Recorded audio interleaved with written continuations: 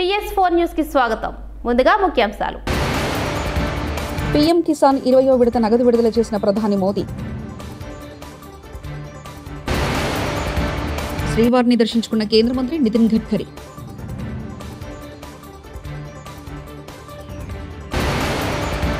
పొలంలో దిగి వరి నాట్లు వేసిన మంత్రి అనిత. రేవంత్ రెడ్డి జ్ఞానైతే మహేష్ కుమార్ గౌడ్ బ్రహ్మజ్ఞాని జగదీష్ రెడ్డి.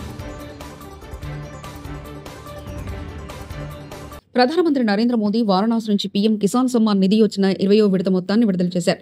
సేవాపురిలోని బౌననిలో జరిగిన కార్యక్రమంలో ఈ విడతను అధికారికంగా రిలీజ్ చేశారు. ఈసారి దేశవ్యాప్తంగా 9.7 కోట్ల మంది రైతులు బ్యాంకు ఖాతాలోకి నేరుగా 20,000 కోట్లు బదిలీ అయ్యాయి. वैश्विक हालातों पर भी ले जाना चाहता हूं. आज दुनिया की अर्थव्यवस्था कई आशंकाओं से गुजर रही है. अस्थिरता का माहौल है. ऐसे में दुनिया के देश अपने अपने हितों पर फोकस कर रहे हैं. अपने अपने देश के हितों पर ध्यान केंद्रित कर रहे हैं. भारत भी दुनिया की तीसरी सबसे बड़ी अर्थव्यवस्था बनने जा रहा है. इसलिए भारत को भी अपने आर्थिक हितों को लेकर सजग रहना ही है. हमारे किसान, हमारे लघु उद्योग,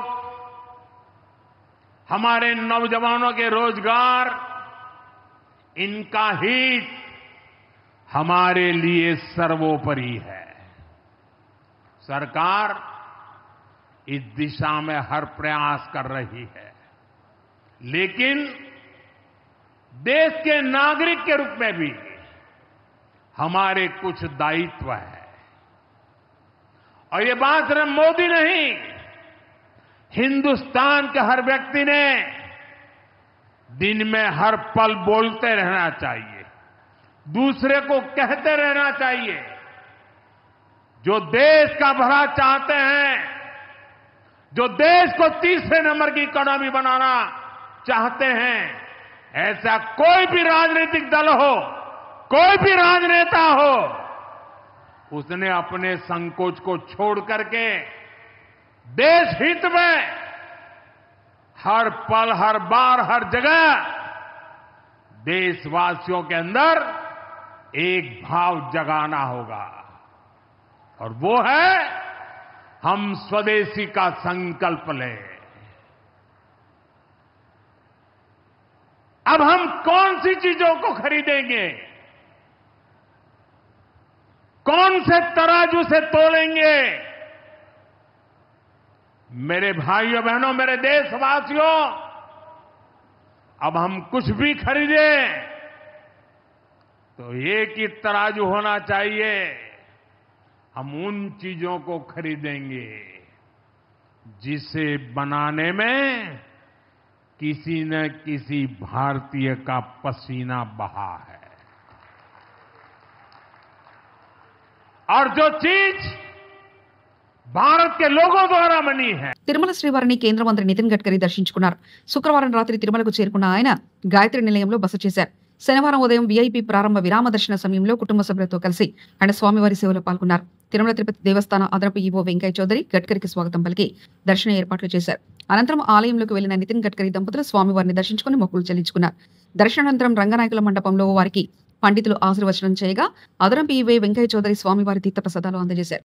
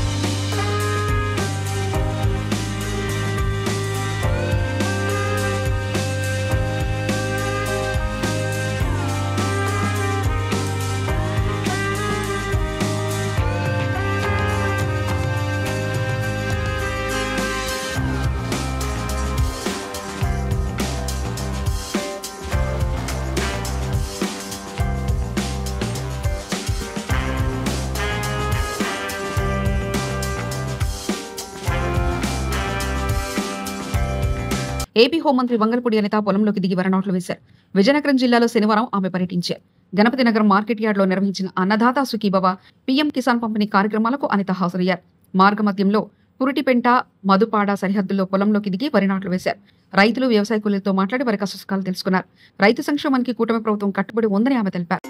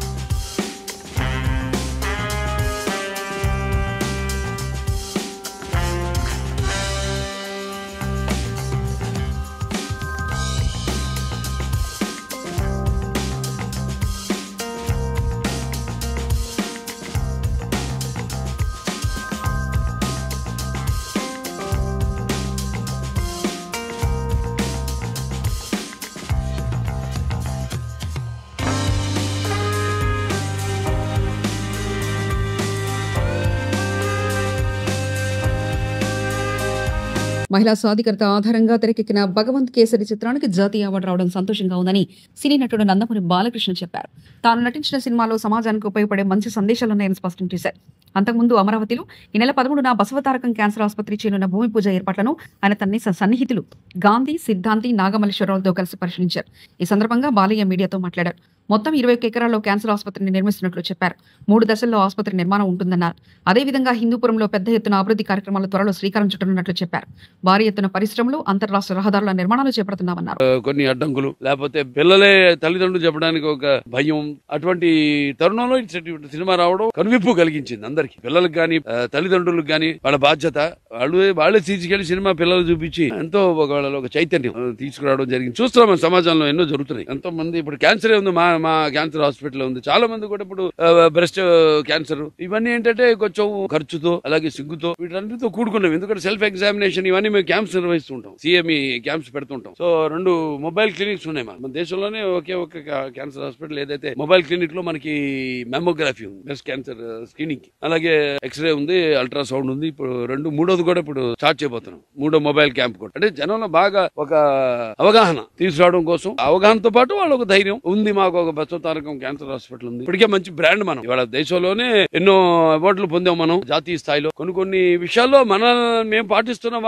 ఈ రూల్స్ ని, వాటిని పరిగణనలోకి తీసుకోమని కేంద్ర ప్రభుత్వం సూచించడం కూడా జరిగింది. బసవతారకం హాస్పిటల్ వాళ్ళు ఏ పద్ధతులు వెళ్తున్నారు ఏంటి, వాటి మీద స్టడీ చేయమని చెప్పడం జరిగింది. సో అలాగే క్యాన్సర్ హాస్పిటల్లో కూడా ఉన్న మన దేశంలో 3-4 స్థానాల్లో ఉన్నాం మనం ఇవాళ బసవతారకం. సరే, ఇవాళ అన్ని కూడా ఎప్పటికప్పుడు అందరూ సినిమాలు మేము చేసి ఏదైనా అంతే, అటు సినిమాలైనా ఇటు సామాజిక సేవ అయినా ఏదైనా ఒక మంచి ఒక ప్రజల్లో చైతన్యం, ప్రజల్లో ఒక అవగాహన, ప్రజల్లో ఒక కనువిప్పు కలిగించేవి. సో అక్కడ కూడా బాగా ఇన్సిడెన్స్ పెరిగిపోయి ఒత్తిడి కూడా ఎక్కువైపోయింది. అక్కడ కూడా ఎక్స్పాన్షన్ కి వెళ్తున్నాం హైదరాబాద్ లో. మరి ఇప్పుడు ఇక్కడ తుళ్ళూరులో కూడా ఇక్కడ 21 ఎకరాలు మాకు అప్పుడు ఇవ్వడం జరిగింది ప్రభుత్వం. ఇవాళ ఈ 13న ఇక్కడ మళ్ళీ పూజ చేసుకుని ఈ అతి త్వరలో సీఎం గారి ఆలోచన కూడా అదే. ఇక్కడ నుంచి ఏది అంత త్వరగతిన అన్ని పూర్తి కావాలి, శరవేగంగా పనులన్నీ పూర్తి కావాలని ఇప్పుడు ఇవాళ 13 మొదలు పెట్టి మాది 3 ఫేజ్ల కింద దీన్ని డెవలప్ చేస్తున్నాం. ఇది మాది నో ప్రాఫిట్ నో లాస్, మాది ట్రస్ట్ అంటే ఎక్కువ దాతల మీద వాళ్ళ మీద ఆధారపడటం, ప్రభుత్వం యొక్క సహాయ సహకారాలు ఇక్కడ తెలంగాణ గానీ ఇక్కడ ఆంధ్ర కానివ్వండి,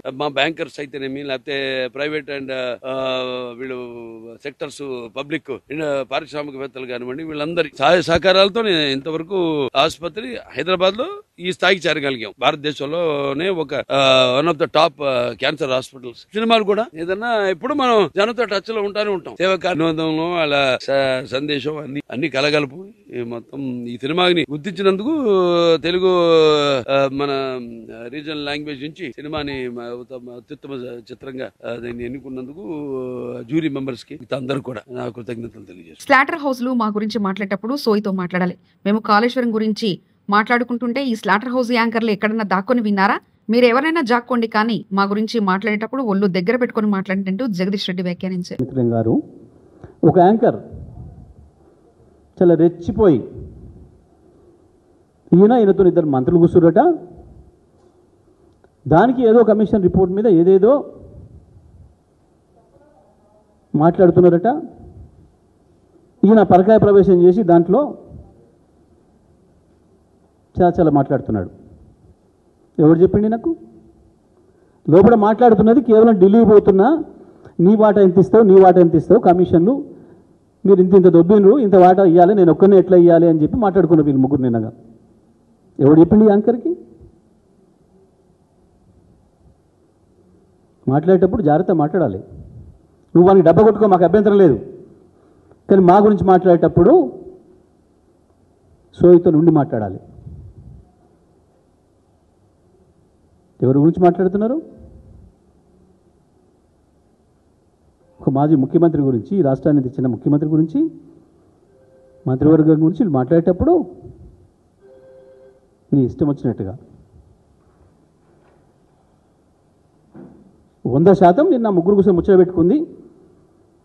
ఏం చేయాలి? నెలకు 2,500 కోట్లు అంటే నేను చేస్తున్నా ఒక్కరిని, మీరు తింటలేరా, మరి మీ మాటల సంగతి ఏంది, తిండి అని చెప్పి మాట్లాడుకొని తీసుకొని పోయిండు. జరిగింది అది.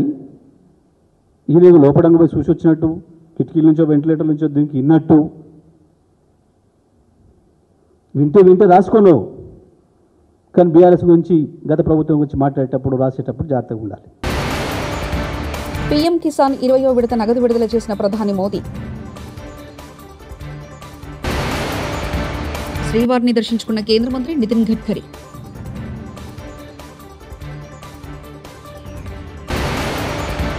పొలంలో దిగి వరి నాట్లు వేసిన మంత్రి అనిత. రేవంత్ రెడ్డి జ్ఞానైతే మహేష్ కుమార్ గౌడ్ బ్రహ్మజ్ఞాని జగదీష్ రెడ్డి. TS4 న్యూస్ ఇంతటితో సమాప్తం. చూస్తూనండి TS4 తెలుగు.